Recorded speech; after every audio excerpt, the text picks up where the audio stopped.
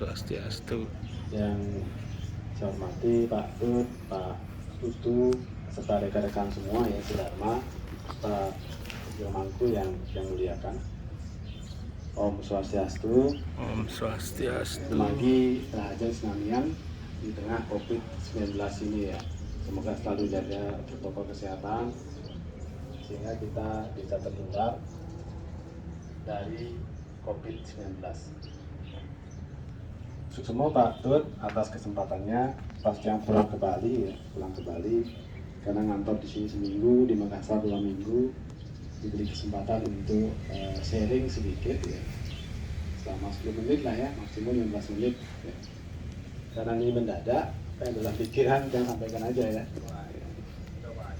Oke, yaitu tentang keterbatasan kita sebagai manusia ya. Keterbatasan kita sebagai manusia. Nah, bagaimana kemarin mungkin banyak yang nonton Cynthia Laura ya, bagaimana seorang manusia bisa menerjemahkan hal yang tidak terbatas oleh manusia yang penuh dengan keterbatasan. Tapi keluar dari itu, nah bagaimana kita sebagai orang Hindu ya, menerjemahkan ketidakterbatasan Tuhan di tengah keterbatasan kita. Kita sadari bahwa kita sebagai manusia ya dilahirkan ke dunia ini penuh dengan keterbatasan. Dari sisi umur kita dibatasi umurnya, nggak mungkin kita bisa hidup selama-lamanya. Dari sisi waktu kita dibatasi waktu dalam setiap hari. Semua orang menerima waktu 24 jam sehari. Banyak sekali keterbatasannya. Nah, kalau kita hanya berpangku dengan keterbatasan semua, maka kita akan terbelit, akan terikat dengan merasa kekurangan semuanya. Nah, bagaimana kita dari orang Hindu itu bisa lebih lebar lagi kita untuk keluar dari keterbatasan tersebut. Kita lihat dari simbol-simbol dari agama Hindu ya, seperti misalnya Brahma ya, Brahma itu disimbolkan sebagai pencipta ya. Tapi itu adalah sebagai sesuatu yang sempurna. Dia mau nengok ke belakang tidak perlu kepalanya harus ke belakang, karena kepalanya sendiri 4, artinya tidak terbatas kan waktu itu. Dari sisi tangan juga tidak terbatas juga, simbol sebagai Brahma. Makanya beliau bisa manifestasi Ido Sanyang Widi-Waso sebagai pencipta. Nah, itu pun tidak bisa dilakukan fungsinya sebagai pencipta kalau tidak ada saktinya. Saktinya siapa? Saktinya adalah Saraswati atau pengetahuan. Nah, tanpa sakti, tanpa pengetahuan, maka Brahma tidak bisa berfungsi sebagai pencipta. Nah, kita juga sebagai manusia, unsur-unsur Brahma itu ada dalam diri kita. Kita bisa jadi pencipta, tapi dengan syarat harus saktinya harus ada. Saktinya apa? Saraswati, pengetahuan kita. Ya, pengetahuan kita. Nah, itulah yang menjadikan kita bisa menjadi pencipta. Kita bekerja di PLN ya karena mempunyai kompetensi. Dasarnya apa? Pengetahuan yang kita lakoni dari kecil, dari lahir sampai dengan masuk PLN. Kita mempunyai kompetensi misalnya distribusi, dipercaya karena pengetahuan yang kita miliki. Nah, pengetahuan itu bukan saja diambil dari buku-buku. Pengetahuan juga bisa diambil dari pengalaman yang kita lalui atau dari pengalaman orang lain. Nah, itulah sakti bagaimana kita sebagai yang bekerja di PLN ini bisa semakin banyak menjadi pencipta, kan begitu. Tingkatkanlah pengetahuan itu sehingga kita keluar dari rasa keterbatasan itu. Ya. kalau nggak salah 3 minggu yang lalu ya, atau 4 minggu yang lalu kita memperingati Hari Saraswati sebagai turunnya ilmu pengetahuan. Nah, pengetahuan itu dilambangkan dengan sesuatu yang indah karena tidak terbatas. Bagaimana orang Hindu menggambarkan ketidakterbatasan itu sehingga bisa dipahami oleh pikiran kita. Di mana di dalam Saraswati itu dijelaskan bahwa Saraswati dilambangkan dengan dewi yang cantik ya. Itu menggambarkan bahwa pengetahuan itu sangat indah sebenarnya. Nah, kalau ada orang-orang belajar takut belajar, ya artinya dia takut untuk menjadi orang berpengetahuan. Seperti itu. Nah, banyak simbol-simbol yang disematkan di sana, seperti angsa misalnya, 2 ekor angsa yang melambangkan bahwa dengan pengetahuan kita akan tahu mana yang baik, mana yang buruk. Artinya tahu norma-norma, kita akan menjadi lebih bijaksana, bisa memisahkan mana yang baik, mana yang boleh dan mana yang tidak boleh, serta mana yang baik dan mana yang buruk. Karena angsa itu kalau dia mencari makanan di tengah lumpur, dia akan bisa memisahkan mana makanan, mana lumpur. Kan tidak bisa dia makan lumpurnya sekalian dengan kakul bisa dicari. Nah, itulah kebijaksanaan.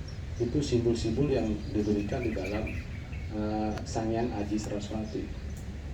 Apalagi ada keropa, bahwa banyak sekali simpan pengetahuan yang perlu kita gali, dan disambung dengan Demitri atau tasbih. Itu yang melambangkan pengetahuan itu tidak ada ujung pangkalnya. Belajarlah terus menerus, galilah terus menerus. Semakin dalam kita menggali, kalau kita ibaratnya menggali sumur itu, maka airnya akan semakin jernih, semakin banyak pengetahuan yang kita dapatkan. Karena menggali pengetahuan sama dengan menjalani hidup. Itu proses, perlu proses. Semuanya butuh proses. Tidak ada abragedabra, langsung tahu, langsung bisa. Semua melalui proses. Itu Gemitri. Banyak lagi yang lainnya. Apalagi ada gitar atau kecapi yang dibawa oleh Sangyang Aji Saraswati, itu melambangkan bahwa dengan pengetahuan dunia ini akan menjadi indah ya, karena suara musik itu menjadikan kita menjadi indah seperti itu. Sehingga Brahma dengan Saraswati, Brahma ini akan bisa berfungsi menjadi pencipta sama dengan diri kita. Tanpa pengetahuan sangat sulit, bahkan mustahil kita bisa menjadi pencipta ya. Pasti dengan pengetahuan. Seorang pandai besi misalnya, dia bisa menciptakan dari logam itu berdasarkan pengetahuan, berdasarkan pengalamannya, berdasarkan olah pikirnya, berdasarkan prosesnya, sehingga bisa membuat keris, membuat pisau dan yang lainnya, alat-alat yang bisa digunakan untuk orang lain. Nah, itulah arti dari pengetahuan. Di tengah keterbatasan kita, bagaimana kita bisa melewatinya, tentunya dengan keterbatasan. Dan banyak lagi lah yang bisa kita lakukan dengan pengetahuan. Makanya kita sebagai warga PRN, mari kita tingkatkan pengetahuan kita dengan selalu belajar, selalu berproses, ya, selalu menempa diri, sehingga pengetahuan kita semakin meningkat. Saya sering terjebak biasanya di dalam keterbatasan. Saya ini tidak punya, itu tidak punya, ya. Selalu melihat yang tidak punya. Jarang kita melihat apa yang kita punya. Nah, saya pernah di kampung bertemu seseorang yang mau membuka bisnis. Ditanya saya mau membuka bisnis, cuman saya tidak punya ini, tidak punya itu, tidak punya modal, segala macam. Akhirnya saya tanya balik, apa yang Bapak punya? Apa yang beli punya? Dia tidak mengetahui apa yang dia punya. Padahal dia mempunyai banyak sekali. Pertama, tangannya 2, kepalanya 1, kaki 2, kesehatan diberikan. Itu adalah modal yang sangat besar, yang bisa kita olah menjadi hal yang sangat bermanfaat. Cuman jarang kita memahaminya, sehingga kita selalu menjadi makhluk yang terbatas. Seperti itu. Itu saja yang mungkin bisa saya sampaikan. di Purnamo Niki ya, film ya. Mudah-mudahan nanti siapa yang merasa terbatas, mari kita kikis keterbatasan itu dengan meningkatkan pengetahuan yang kita miliki. Nah, sebelum tutup saya punya cerita. Gimana seseorang bisa keluar dari keterbatasan? Ceritanya gini. Ada seorang pemuda sudah berhasil ini jadi pengusaha, membawa mobil sport yang isinya hanya 2 orang. Mobil sport kan semakin kaya orang isi mobilnya semakin sedikit ya. Nah, di tengah perjalanan di halte dia melihat ada gadis cantik yang ideal lah. Ini pemuda ini masih bujang ya. Yang dia wanita yang dia idam-idamkan bisa menjadi suatu saat bisa menjadi istri sebagai pendamping hidupnya. Ya.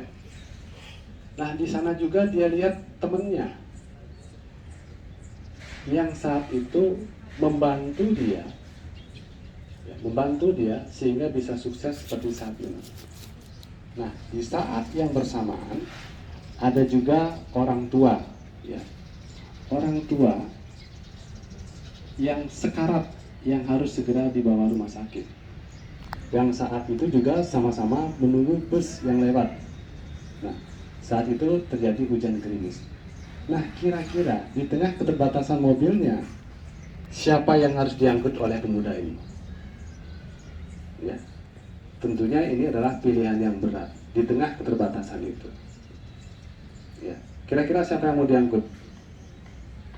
Kalau dia mengangkut si gadis yang kecil, gadis cantik ini yang dia idam-idamkan, maka dia akan melupakan temannya yang pernah membantu dia dan rasanya tidak manusiawi, dan meninggalkan orang tua yang sekarat. Suatu saat dia akan merasa berdosa ya. Kalau dia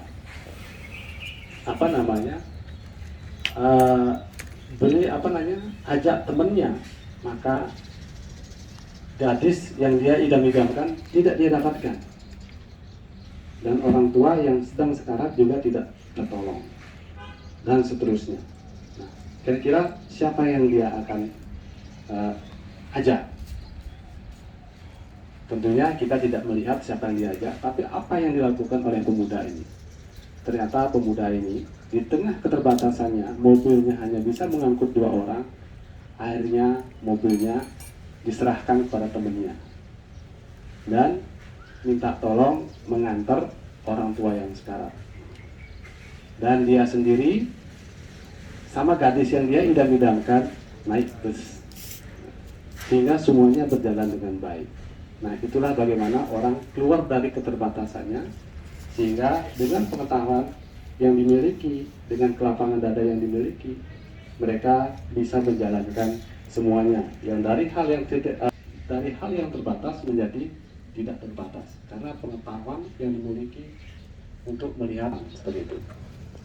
Itu sebagai penutup yang mengucapkan terima kasih. Suksemo, semoga bermanfaat sehingga kita selalu bisa memberikan yang terbaik buat PLN, buat keluarga di rumah, serta buat masyarakat. Terima kasih. Ya, demikianlah spirit sebuah keterbatasan bisa keluar dengan ilmu pengetahuan dan terobosan, sehingga kegiatan-kegiatan kita bisa dilakukan dengan sebuah inovasi terobosan yang akan bisa mempercepat yang jauh para Masanti. ya. Santi. Dengan inovasi, hal-hal itu bisa digerakkan, yang jauh menjadi dekat, yang berat menjadi ringan, yang mahal menjadi murah. Demikian, terima kasih Inspirasi Bali. Suksemo, Om Santi Santi Santi Om.